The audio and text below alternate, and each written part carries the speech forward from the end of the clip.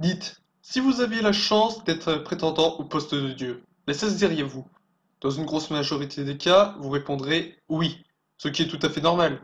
Mais, à présent, on y met une condition. Tuez tous les autres participants, sachant qu'ils peuvent être vos amis, votre compagnon ou encore votre famille. Ah, là la réponse est un peu plus complexe. Est-ce que vous serez prêt à sacrifier des personnes que vous appréciez pour vos ambitions personnelles? Même pour moi, la réponse est assez compliquée, mais je répondrai plutôt non. Et vous d'ailleurs, marquez-le dans les commentaires. Je n'ai pas posé cette question dans le vide, car le manga critiqué aujourd'hui est Mirai Nikki.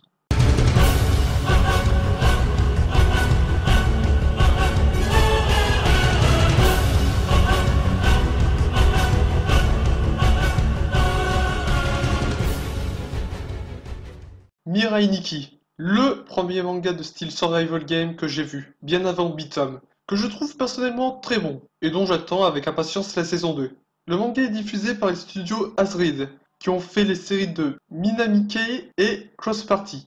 Pour un manga diffusé en fin 2011, c'est dans la norme, que ce soit dans l'animation des personnages que les dessins en général. Mais ce qui fait la force du manga, c'est son histoire qui est vraiment plaisante. Mais malheureusement, il y a des incohérences, et des points que j'aurais voulu qu'il développe un peu plus. Pour les openings, ils sont excellents. Le premier fait pas mal de références à certains personnages secondaires, tandis que le second nous les montre et en introduise de nouveaux. Vu qu'à cet instant précis ils sont dévoilés, par souci de spoil, je ne vais pas vous le montrer. Et c'est à ça que l'on reconnaît un bon opening.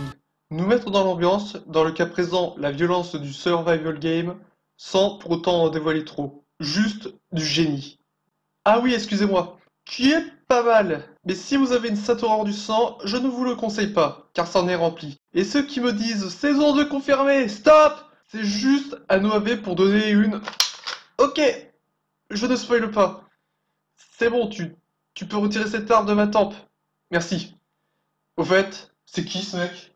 Bon, vous commencez à me connaître. Après cette courte introduction, je vais vous présenter nos deux héros principaux. Commençons par notre héros masculin, Yukiteru Amono, un personnage qui casse les habitudes du shonen. Car oui, c'est un gros pleurnichard.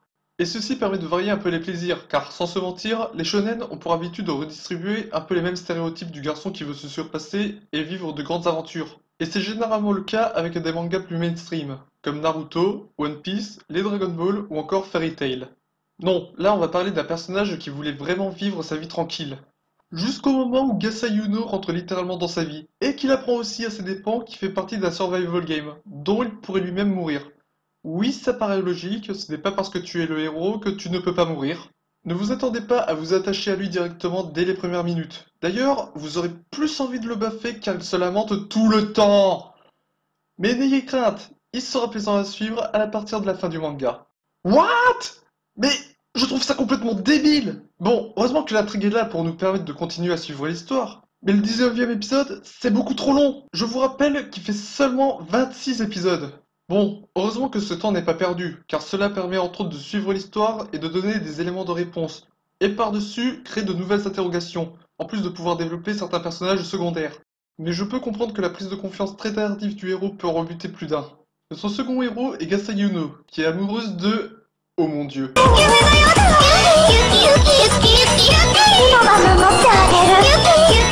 Ta gueule! Juste ferme-la! On sait que tu l'aimes! À présent, calme-toi! Excusez-moi, qui vous l'aurez compris est une stalker, doublée du yandere. Et ceux qui jouent à Yandere Simulator savent de quoi je veux parler. Pour les autres qui entendent ce mot pour la première fois, le terme désigne généralement une femme ou une jeune femme qui adore un personnage bien précis, et de façon assez fanatique. Si ça s'arrêtait là, ce serait au mieux mignon, au pire glauque, me diriez-vous. Justement, ça ne s'arrête pas là. Si son élu est en danger, ou bien qu'il y ait un ou une autre prétendante, c'est la mort assurée pour eux. Ne vous fiez pas à son apparence pourtant si douce. Elle est une véritable machine à tuer. De plus, elle le fait de sang-froid. Alors, vaut mieux pas la chercher. Pour le personnage en lui-même, elle est beaucoup plus intéressante que Yuki. Elle sait se battre au corps à corps comme à distance.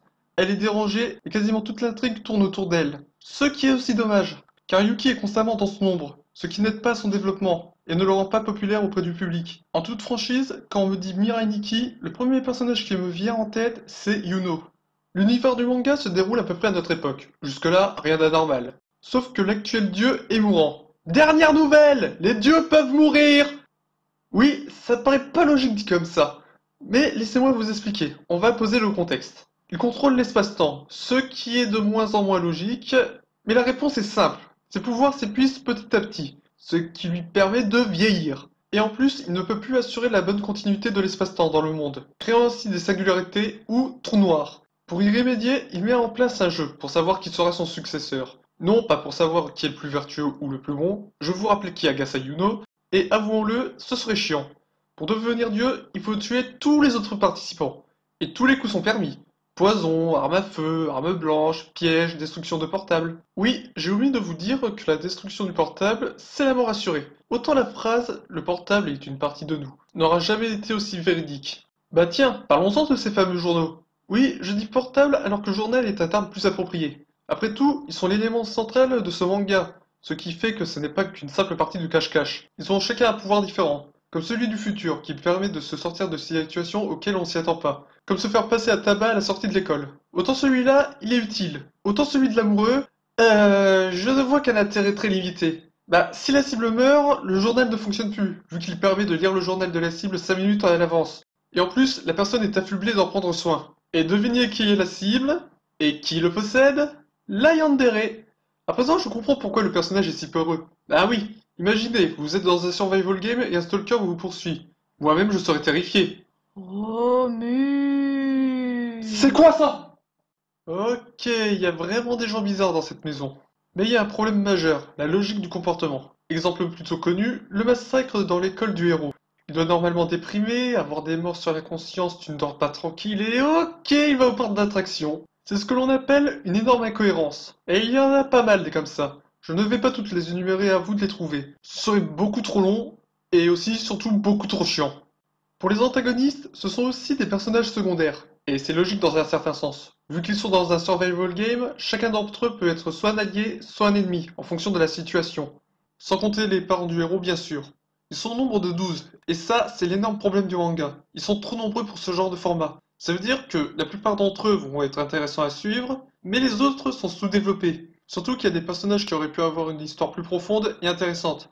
Il y en a, on sait pourquoi ils veulent devenir dieux, autant les autres, bah on n'en sait rien. À mon avis, il aurait été plus intéressant de se focaliser sur certains personnages secondaires, le temps d'un épisode ou d'un demi-épisode, comme ils l'ont fait avec elle. Ah non, dégage-toi! C'est mieux. Ou bien même 10 bonnes minutes. Le fait qu'il n'y ait pas d'antagoniste fixe peut être un avantage. Cela peut donner de bons retournements de situation, et on peut s'attacher à un personnage secondaire et en ressentir sa détresse, ce qui est partiellement fait ici. Oui, petit mot sur la fin sans spoil bien sûr. Je le trouve plutôt bien mené par rapport à ce que j'ai entendu dire. Et ça, grâce à la détresse de nos deux protagonistes qui se connaissent, et nul a envie de tuer l'autre. Du moins, pour un. Qu'est-ce que... Qui a fait cette note? Je lis ce qu'il y a décrit. Il y a bel et bien un antagoniste principal, mais son plan est complètement idiot. Il apparaît à la toute fin du manga, mais je ne peux en dire plus. Eh bien, il semblerait que j'ai oublié ce détail. Conclusion, ce manga est plutôt bon. Pourquoi?